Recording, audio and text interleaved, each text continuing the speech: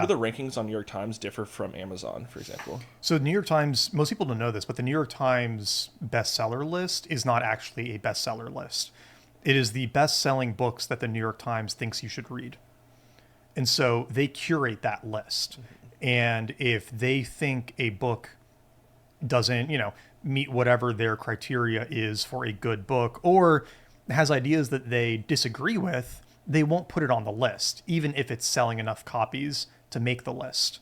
And Rob Henderson, the author of Troubled, he came up with the idea of luxury beliefs, really popular internet writer. His book came out and it sold more than enough copies to make it into something like the middle of the New York Times list for the first couple of weeks that it was out.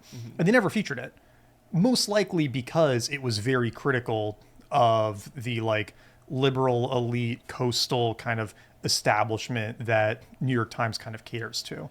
And so it was interesting to see this happen in real time and then to hear him talk about it, about how some bestseller lists featured his book and others didn't, and the pretty clear ideological divide between the places that did and did not. Yeah. And unfortunately, most people don't realize that the New York Times bestseller list works this way, right? They just see, oh, it's the bestseller list. These must be the best-selling books. And it's like, no, these are the best-selling books that the New York Times thinks you should read, or that meet their criteria.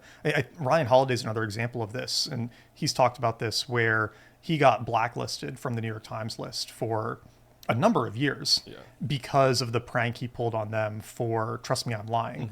And that's obviously a little bit different, where it wasn't like an ideological thing. It was like a relationship thing. Personal. But it's useful to know that that's how it works, right? And so this is why James Clear always says that if you actually want to know how popular a book is, you should just look at the Amazon rankings, because that's where well over half of all books are sold today.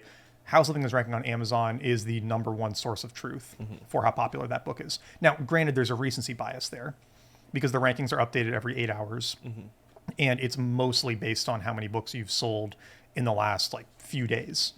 So you will have books that have sold very well over a year, but are usually not ranked very highly on Amazon because they might have these spikes. So you have to do some, reconciliation and whatnot if you want to find out the best books over a year, but it is a much better source of truth in general.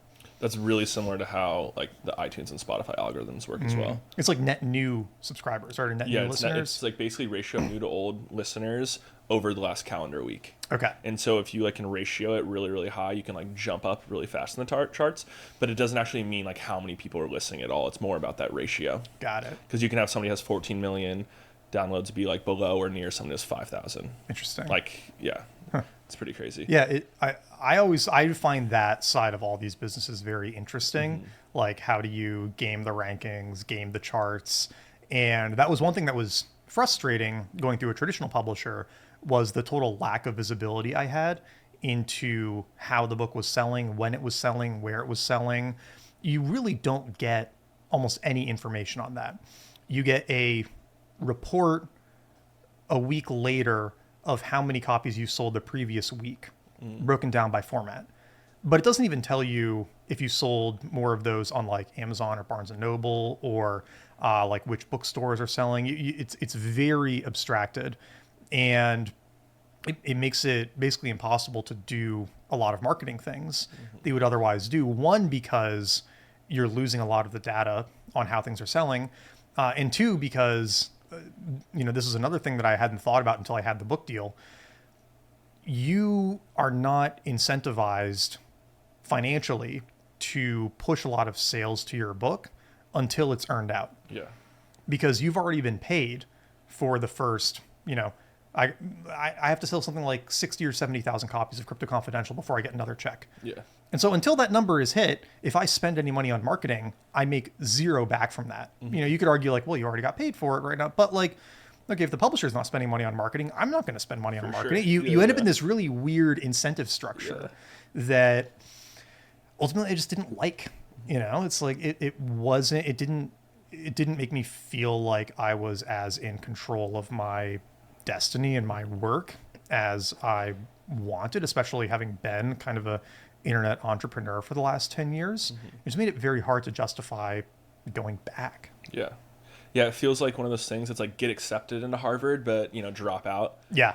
Like, because you just need the credibility. Oh, yeah. At some level, like the old media and the old systems, they still do have like a legitimizing effect, especially with older people. Yes. Which is still the majority of the population, I think. Oh, yeah. So Well, and you know, there is this truth to when you say you have self-published a book, the immediate reaction from someone is, "Oh, you couldn't get a publisher." Right? And it's going to take a long time for that to change, if it ever changes, because it is still that like badge of honor or badge of legitimacy. And I honestly, I like that I can say, well, I did my first book with Penguin Random House, and I honestly didn't like the experience very much. And so I decided to, and the way I say it is I hired a publishing company to produce this book, because that's really what I did with Scribe. I mean, Scribe is an independent publishing company where you retain the rights, and I hired them to help me produce it so that I could keep all of the upside, but with a much worse risk profile going into it. You know, if 0 copies of Crypto Confidential sold, I would have still gotten $250,000. Yeah. If 0 copies of Husk sell, I'm in the hole like 30 grand.